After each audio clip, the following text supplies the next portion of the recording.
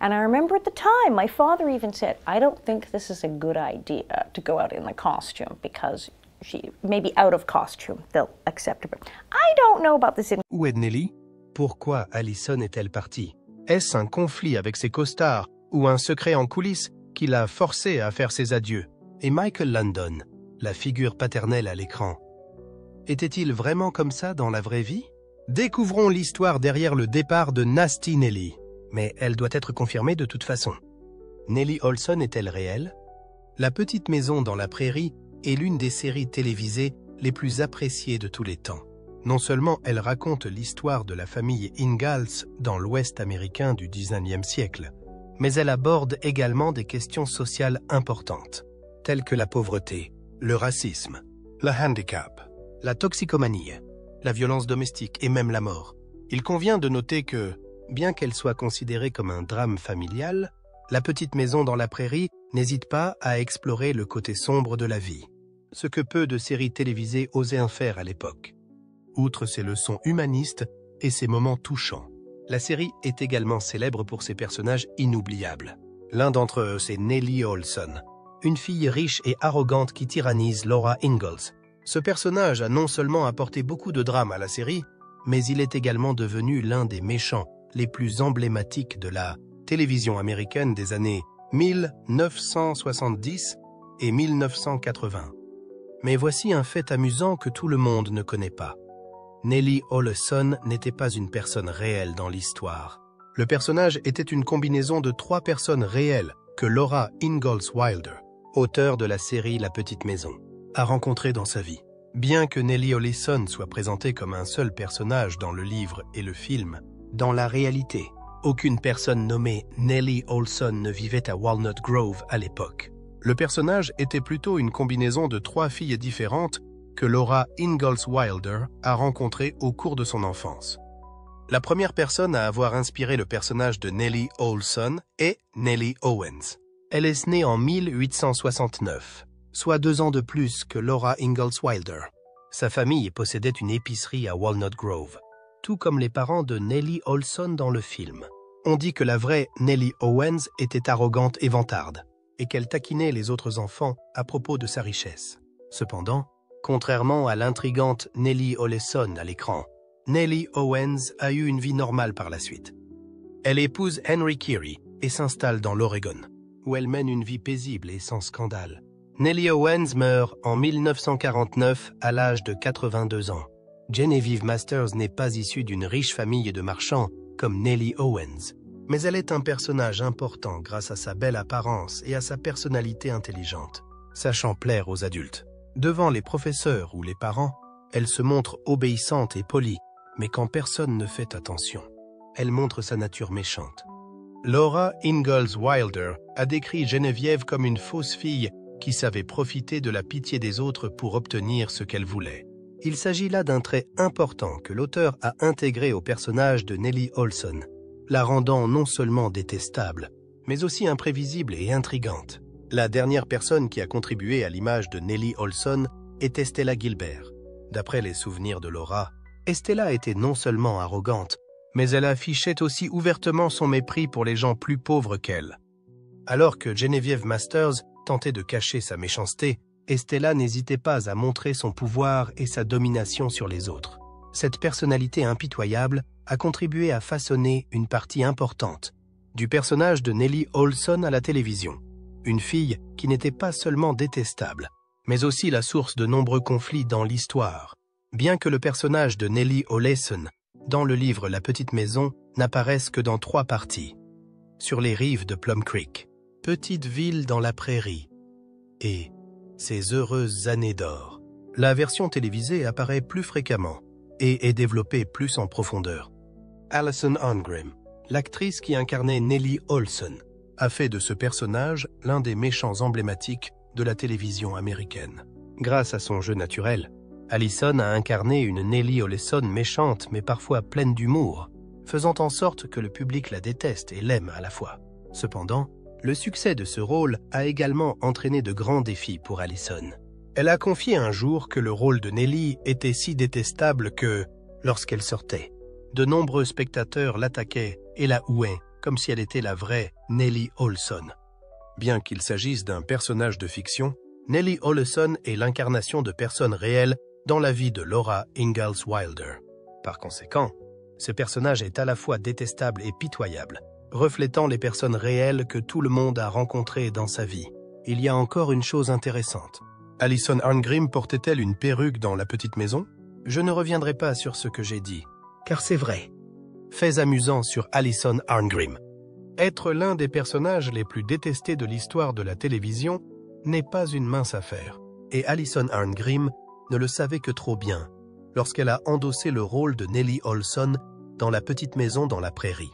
Si ce rôle lui a apporté la célébrité et la reconnaissance, il s'est aussi accompagné de son lot de défis et de problèmes que peu de gens auraient pu imaginer. L'une des premières choses qui a posé problème à Alison a été le costume de son personnage. Les cheveux blonds bouclés caractéristiques de Nellie n'étaient pas ses cheveux, mais une perruque. Ce n'est peut-être pas si grave pour certains, mais pour Alison, c'était un cauchemar.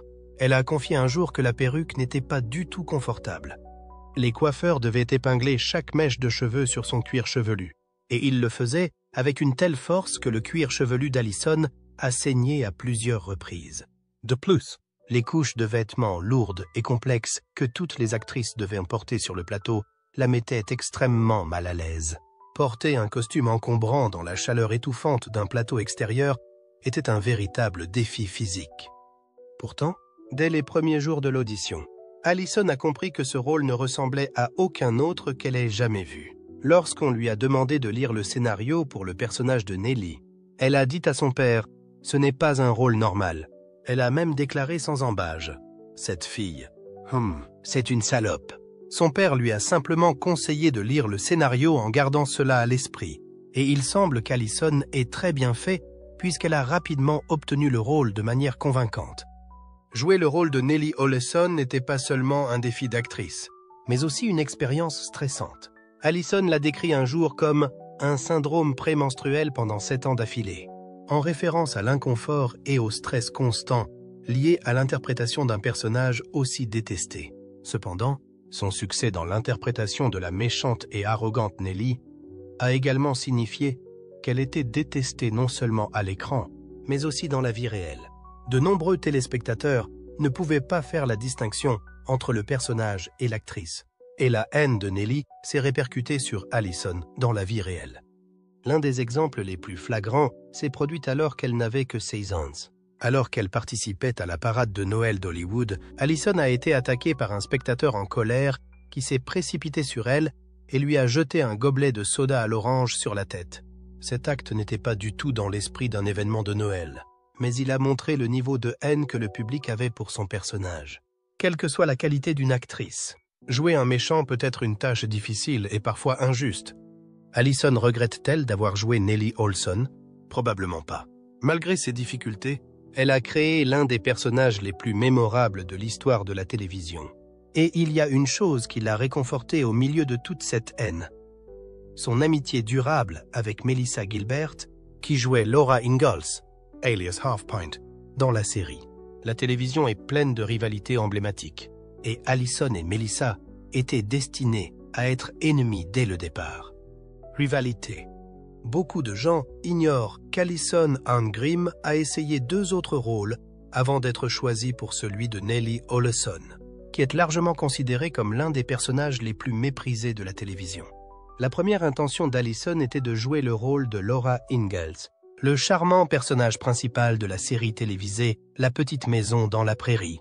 Il s'agissait d'un personnage dont les spectateurs pouvaient facilement tomber amoureux en raison de sa profondeur, de sa générosité et de sa résilience dans le rôle qu'elle jouait. Cependant, le destin a réservé d'autres surprises à Alison.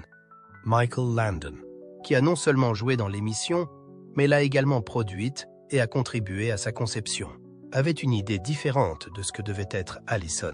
Il a tout de suite compris qu'elle ne correspondait pas à l'idée que l'on se fait de Laura, connue pour être douce et innocente. En revanche, il lui reconnaissait un esprit vif et espiègle, caractéristiques idéales pour l'antagoniste principal de la série. En conséquence, l'ambition d'Alison de devenir la femme principale du spectacle a été anéantie en un clin d'œil en raison de diverses circonstances. il a été décidé de lui donner le rôle de Nellie Oleson, la jeune fille la plus vaniteuse, la plus riche et la plus vile de Walnut Grove. Dès la première minute de la représentation, Allison a été qualifiée de fille diabolique, contrairement aux autres actrices, chaleureusement accueillies par le public pour leur pureté et leur générosité. Même si elle n'est pas un personnage important, Allison parvient à trouver un moyen d'apprécier le processus de tournage, allant même jusqu'à causer quelques ennuis sur le plateau. Il s'agit là d'un aspect intéressant de la situation. Connaissez-vous les séquences de « La petite maison dans la prairie » dans lesquelles les jeunes enfants commencent à connaître leur premier amour? Ces moments doux et romantiques ont été conçus pour que le public ait des papillons dans l'estomac. Mais la vérité est que tous les couples à l'écran n'ont pas eu la connexion que l'équipe de production avait espérée. Melissa Gilbert, qui jouait Laura Ingalls, et Dean Butler, qui jouait Almanzo Wilder, en sont une bonne illustration. Melissa était encore assez jeune à l'époque, et elle était timide à l'idée de montrer de l'affection devant la caméra, bien que les deux soient assortis à l'écran. Le problème est que Melissa a peur de montrer son affection. Il a été difficile pour l'équipe de production de réussir à capturer des moments charmants et authentiques entre Laura et Almanzo, mais ils étaient déterminés à le faire. Comme Allison est une personne espiègle, elle a décidé de faire de ce scénario une comédie. Allison et son partenaire, Steve Tracy, qui incarne Percival Dalton, le mari de Nellie, ont conclu que Melissa n'était pas à l'aise dans les séquences d'amour. Ils ont donc voulu rendre les choses aussi humoristiques que possible. Pour taquiner Melissa, Allison et Steve ont délibérément agi de manière ringarde et exagérée pendant les scènes où ils s'embrassaient. Non seulement ils ont conçu des baisers qui duraient excessivement longtemps, mais ils ont aussi inclus des regards théâtraux et même des mouvements exagérés qui ont fait rire Melissa.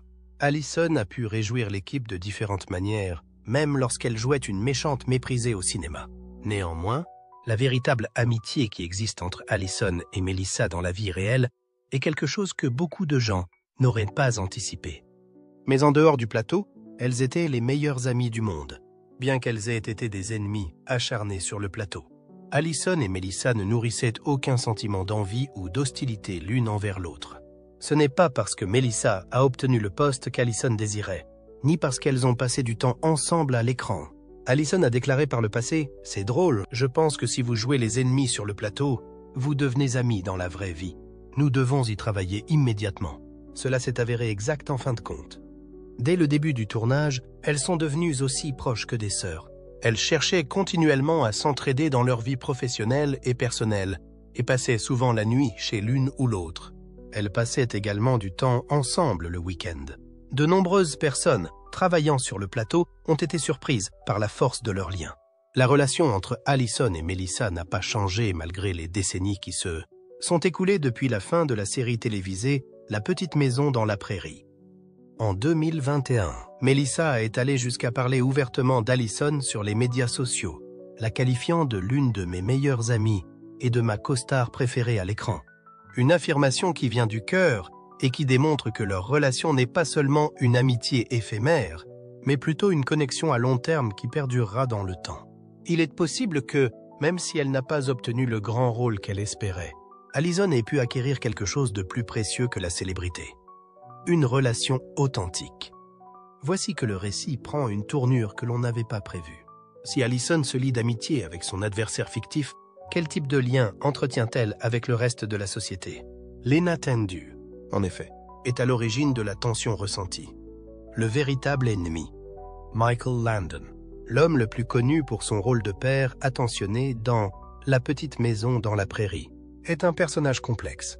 Pour des millions de téléspectateurs, il est pas Charles Ingalls, le père aimant et dévoué qui protège sa famille et les valeurs morales traditionnelles. Mais pour ceux qui ont travaillé avec lui, en particulier Alison Arngrim, qui joue Nellie Oleson, Landon est un faisceau de contradictions. Quelqu'un qui peut être un oncle drôle et plein d'humour à un moment donné, mais qui, l'instant d'après, peut terrifier toute l'équipe avec ses crises de colère et son mode de vie débridé. Bien qu'il soit un véritable talent dans l'industrie du cinéma et de la télévision, Michael Landon avait un côté sombre que tout le monde ne connaissait pas, et Allison a été l'une de celles qui l'ont vu très tôt. L'une des choses les plus choquantes qu'Allison révèle à propos de Landon est son habitude de boire. Landon buvait non seulement en privé, mais aussi sur le plateau. Allison se souvient de moments où il se cachait à l'arrière d'un camion d'accessoires pour boire. Elle a même vu un employé du plateau verser 4 doigts de Bourbon Wild Turkey dans son café.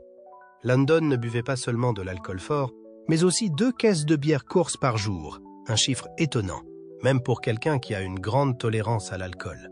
Cependant, ce qui est étrange, c'est que malgré toute cette consommation d'alcool, il gardait une apparence calme et posée lorsqu'il apparaissait à la caméra. Allison a affirmé que personne sur le plateau n'était ivre au travail. Mais cela ne veut pas dire que les choses se sont toujours bien passées. Sous l'influence de l'alcool, Landon pouvait devenir incontrôlable, colérique et imprévisible. Cela créait un environnement de travail stressant pour de nombreux acteurs et membres de l'équipe, en particulier les plus jeunes comme Allison. L'une des expériences les plus mémorables d'Allison avec Landon s'est produite lorsqu'elle s'est cassé le bras lors d'un accident de skateboard. Elle s'amusait avec ses amis lorsqu'elle est tombée et a dû être plâtrée. Cela a eu une incidence directe sur le calendrier de tournage, obligeant toute l'équipe à modifier les scènes dans lesquelles elle jouait. Landon, qui était très discipliné et ne tolérait pas les erreurs qui affectaient l'avancement du travail, a posé un ultimatum strict, plus de skateboard. Mais il ne s'est pas arrêté aux mots. Pour s'assurer qu'Allison n'oublierait pas cet avertissement, il a signé son nom sur son bandage en grosses lettres, à un endroit bien visible. Chaque fois qu'Allison regardait son bras, elle voyait l'écriture de Landon comme un rappel qu'elle ne pouvait pas ignorer. Pour beaucoup, cela aurait pu être considéré comme un acte de bienveillance. Mais pour Allison, cela n'a fait que renforcer l'image de Landon comme une personne stricte, contrôlante et intransigeante qui ne tolérait rien qui puisse affecter son travail. Bien qu'Allison ait été témoin du côté sombre de Landon et l'ait compris, ce n'est que lorsque Karen Grassl, qui jouait Caroline Ingalls, la mère de Laura, a publié ses mémoires que son vrai côté sombre est apparu au grand jour. Karen a écrit sur les moments désagréables qu'elle a vécus en travaillant avec Landon. Elle l'a décrit comme un homme colérique, contrôlant et parfois inapproprié. Lorsque les mémoires ont été publiées, Allison n'a pas été surprise du tout. Elle a cru aux révélations de Grassl et l'a soutenu. Allison n'a pas hésité à qualifier Michael Landon de plus fou, plus maléfique et plus dangereux que le public ne l'avait jamais connu. Michael Landon est l'une des figures les plus influentes de l'histoire de la télévision américaine. Acteur, réalisateur, producteur, scénariste, il était un homme de vision et de talent. Mais, comme le dit Allison, c'était aussi un homme de contradiction. Il était peut-être un père doux à l'écran, mais c'était un homme colérique, alcoolique et incontrôlable en dehors de l'écran. C'était un leader brillant. Mais c'était aussi un homme qui mettait beaucoup de pression sur ceux qui l'entouraient. Bien que Landon soit décédé en 1991, son histoire continue de susciter la controverse. Pour les fans de La Petite Maison dans la Prairie, il restera à jamais l'incarnation d'un grand-père. Mais pour ceux qui ont travaillé avec lui, en particulier Allison Angrim, c'était un homme compliqué, une légende qui avait à la fois un côté lumineux et un côté sombre. Pourquoi la méchante Nellie a-t-elle quitté La Petite Maison dans la Prairie? Raison du départ. Allison Angrim s'est vue offrir à la fois une chance et un combat lorsqu'elle a été choisie pour jouer le rôle de Nellie Olsen, la jeune femme entêtée, gâtée et comploteuse de la série télévisée La Petite Maison dans la Prairie. Le rôle de Nellie a non seulement contribué de manière significative au succès de la série, mais il a également eu un effet durable sur la vie professionnelle et personnelle d'Allison.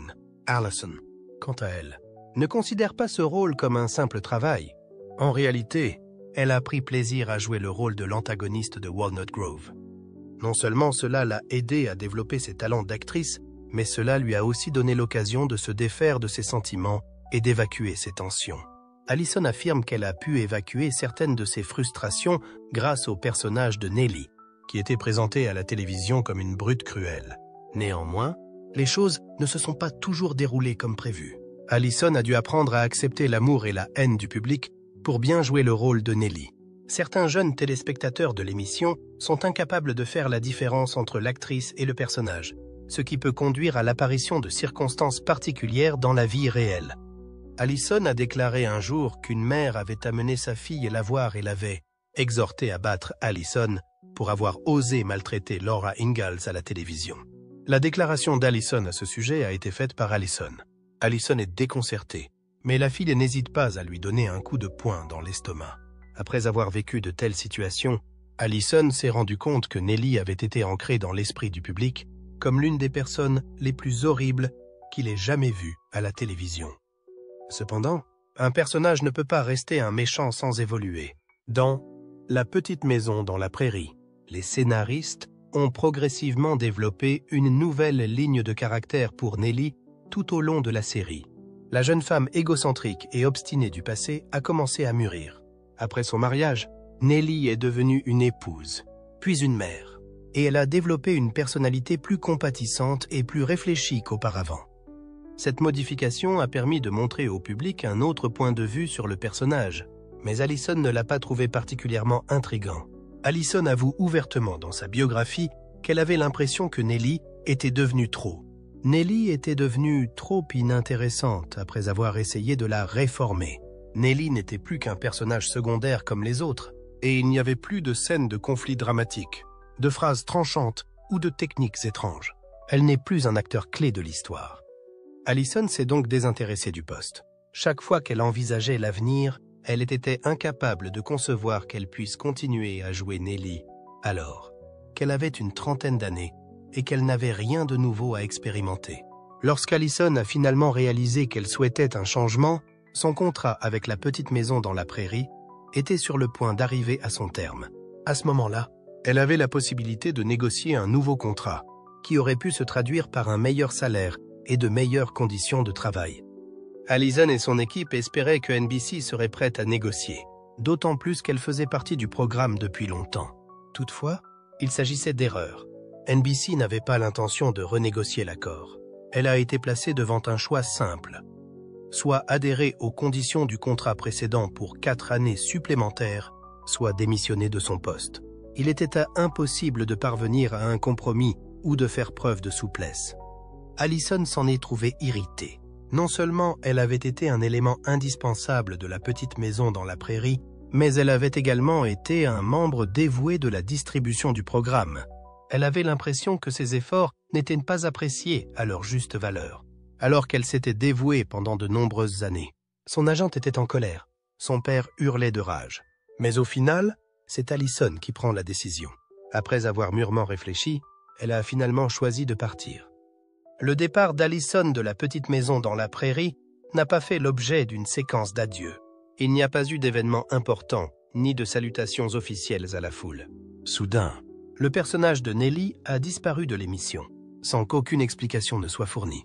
Allison s'est donc retrouvée désorientée, comme si une partie importante de sa vie avait été interrompue de manière inattendue. Mais alors qu'elle traversait la période la plus difficile de sa vie, Melissa Gilbert, qui était une proche co-vedette du programme, a montré que leur lien ne se limitait pas à l'écran.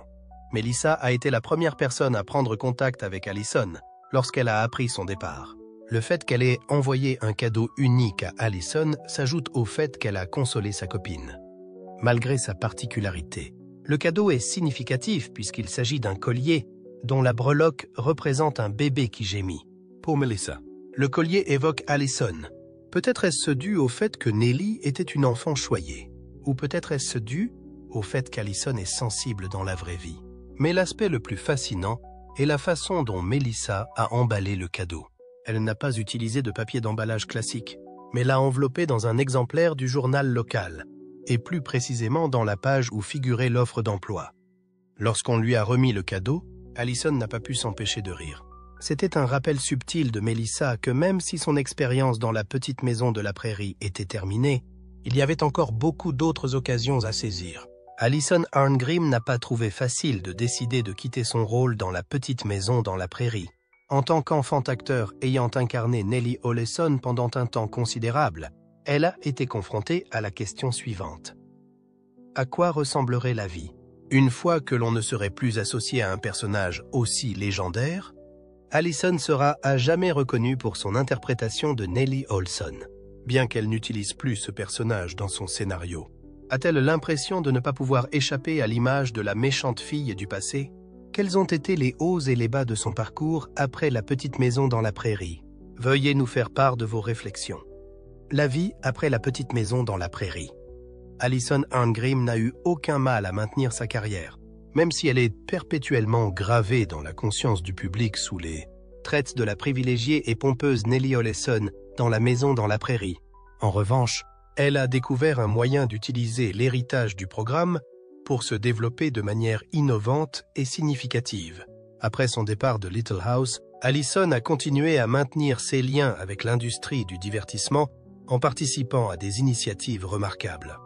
La série en ligne, Life Interrupted, la met en scène en tant que partenaire d'une autre actrice célèbre, Erin Murphy, surtout connue pour son rôle de Tabitha dans la série télévisée Bewitched. Elle a joué le rôle de la partenaire dans la série. Ce partenariat n'a pas seulement fait le bonheur des deux actrices, il a aussi été le sujet de moqueries de la part du mari d'Allison, qui se moque souvent d'elle en disant qu'elle s'est mariée à la fois à l'écran et hors de l'écran.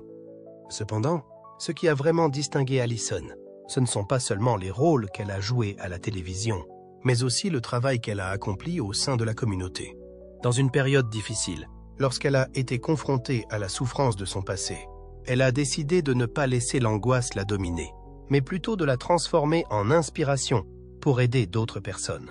Militante sociale dévouée, engagée dans la protection des enfants et la sensibilisation au VIH-Sida, Allison Arngrim n'est pas seulement connue pour son rôle de Nellie Oleson dans la série télévisée La Petite Maison dans la Prairie, mais aussi pour ses autres activités de militantisme social. Elle se lance aujourd'hui dans l'activisme social, utilisant sa popularité pour apporter des changements positifs dans la société. Ses expériences personnelles l'ont encouragée à s'engager dans cette voie. Parce qu'Allison est née et a grandi dans le monde du spectacle, elle a vécu une expérience traumatisante dans sa jeunesse, ce qui l'a rendue particulièrement empathique à l'égard des enfants maltraités. Après avoir pris conscience de ce problème, elle a décidé de ne pas se taire, mais plutôt d'utiliser son récit pour attirer l'attention sur la question et lutter pour les droits des enfants. Au cours de la campagne contre la maltraitance des enfants, Allison s'est imposée comme l'une des voix les plus puissantes. Elle est devenue présidente de l'Association nationale pour la protection de l'enfance après avoir rejoint l'organisation et gravi rapidement les échelons. À ce titre, elle a pris part à de nombreuses initiatives visant à sensibiliser aux problèmes de la maltraitance des enfants et à plaider en faveur d'une législation plus stricte qui protégerait les enfants des dangers de la maltraitance. Allison a fait des déclarations sincères devant le Sénat de l'État de Californie grâce à son éloquence et à son expérience d'ancienne combattante. Elle a lancé un appel passionné au corps législatif, l'exhortant à mettre en place des mesures de protection plus strictes pour les jeunes. Allison ne s'est pas arrêtée au niveau de l'État. Elle a élargi son impact en faisant campagne dans un grand nombre d'autres États, ce qui a contribué à la formulation de règles de protection de l'enfance au niveau fédéral. Grâce à son travail assidu, de nombreuses améliorations ont été apportées, ce qui a permis de protéger des milliers d'enfants dans tous les États-Unis. En raison des liens étroits qu'elle entretient avec son partenaire Steve Tracy, Allison s'est impliquée dans la sensibilisation au VIH-Sida, en plus de son travail de défense des enfants. Cela s'explique en partie par le fait qu'elle vit avec Steve Tracy. Dans les années 1980, alors que la maladie était encore profondément stigmatisée et incomprise, Steve, qui jouait le rôle de Percival Dalton, le mari de Nellie Oleson, dans La Petite Maison dans la Prairie, s'est publiquement identifié comme séropositif. Cela s'est produit à une époque où la maladie était encore profondément stigmatisée. Après avoir appris que Steve avait été diagnostiqué séropositif, Allison n'a pas pu rester immobile. La ligne d'assistance téléphonique du Los Angeles AIDS Project est l'une des premières organisations à offrir de l'aide aux patients atteints du VIH-Sida et à fournir des informations précises sur la maladie. Elle a décidé d'agir en s'inscrivant à un programme de formation de l'organisation. À l'issue de sa formation, Allison a cherché à savoir tout ce qu'il y avait à savoir sur le VIH-Sida, depuis les vérités scientifiques jusqu'aux malentendus répandus dans la société de l'époque. Elle s'est rendue compte que l'un des problèmes les plus importants n'était pas la maladie elle-même, mais plutôt la stigmatisation associée aux personnes qui en étaient atteintes. C'est pourquoi elle a profité de sa célébrité et de sa position pour informer la communauté, dissiper les idées fausses et aider les personnes touchées par le VIH-Sida. Pour attirer l'attention sur le VIH-Sida, Allison a fait des présentations publiques, participé à des émissions de télévision et assisté à divers événements sociaux. Elle a souligné qu'il était essentiel de faire connaître cette maladie pour la prévenir et éliminer la stigmatisation qui lui est associée. En outre, elle a été très active dans la collecte de fonds pour promouvoir la recherche médicale et améliorer la qualité des soins prodigués aux personnes vivant avec le VIH-Sida. Bien que Steve Tracy ait finalement succombé aux problèmes liés au sida en 1986, Allison est restée sur la voie qu'elle avait choisie. Dans son esprit, il ne s'agissait pas seulement d'une responsabilité, mais d'un élément essentiel de son existence. En travaillant sans relâche, elle a contribué à transformer les conceptions du public sur le VIH-Sida, aidant des milliers de personnes à mieux comprendre la maladie et favorisant l'empathie pour ceux qui en sont atteints. Allison Arngrim a démontré qu'elle n'est pas seulement Nellie Oleson à l'écran, mais aussi une personne sensible et pleine de volonté. C'est un changement important par rapport à son image d'actrice qui est généralement associée à des rôles de méchante classique. Grâce à son travail dans le domaine de la protection de l'enfance et à ses efforts de sensibilisation au VIH-Sida, elle est devenue une personne que de nombreuses personnes considèrent comme un modèle d'inspiration. Elle a déclaré un jour: « À 20 ans, j'ai dit que je ne voulais pas être étiquetée comme Nellie pour toujours. Mais aujourd'hui, je me rends compte que Nellie est un personnage très intéressant à jouer.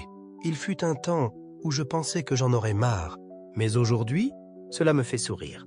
Pas. » Et peut-être que ce sourire ne vient pas seulement des beaux souvenirs du tournage, mais aussi de la fierté de ce qu'elle a fait dans la vraie vie. Que pensez-vous de la transformation d'Allison? Y a-t-il d'autres acteurs que vous avez vus subir des changements d'image drastiques après avoir quitté l'écran? Faites-nous part de vos réflexions dans la section des commentaires ci-dessous.